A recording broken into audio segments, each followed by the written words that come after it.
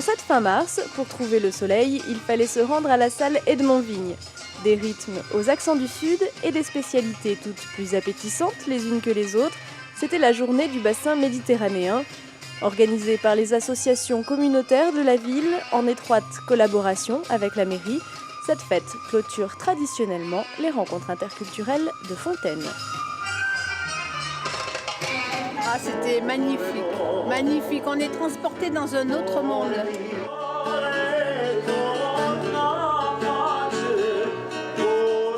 Tout le Méditerranée qui est là, il y a l'Espagnol, l'Italien, le Français, tout le bassin méditerranéen, c'est ça. Moi, je trouve que c'est riche. C'est une culture à l'autre, se comprendre.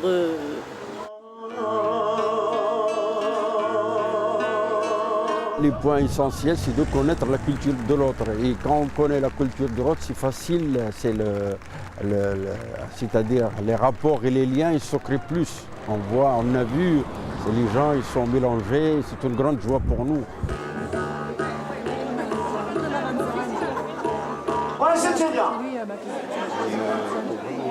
Ami, mi sta chiamando? Sì, a toi, oui. Ma come tu lo sai che je suis sicilienne, moi? Il parle plus que le fusil. Si c'est que ça, attends, j'arrive, je viens le chercher.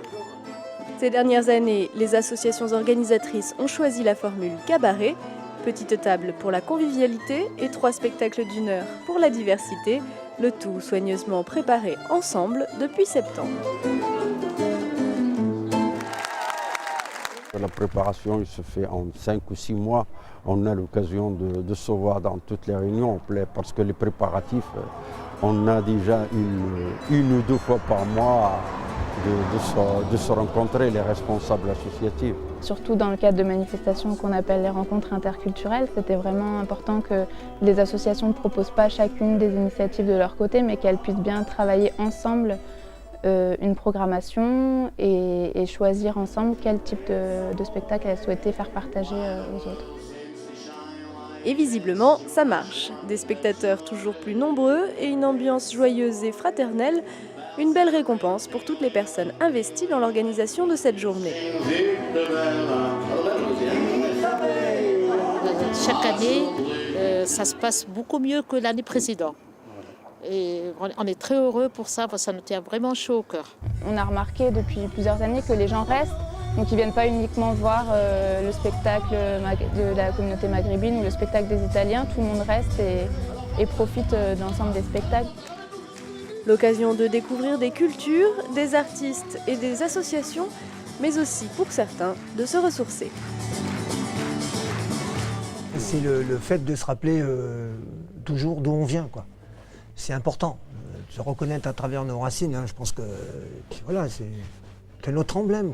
Ya están aquí, llegaron ya a la llamada del amor. Se está muriendo la mamá. Ya están aquí, llegaron ya de toda parte del país. Todos en torno a la mamá.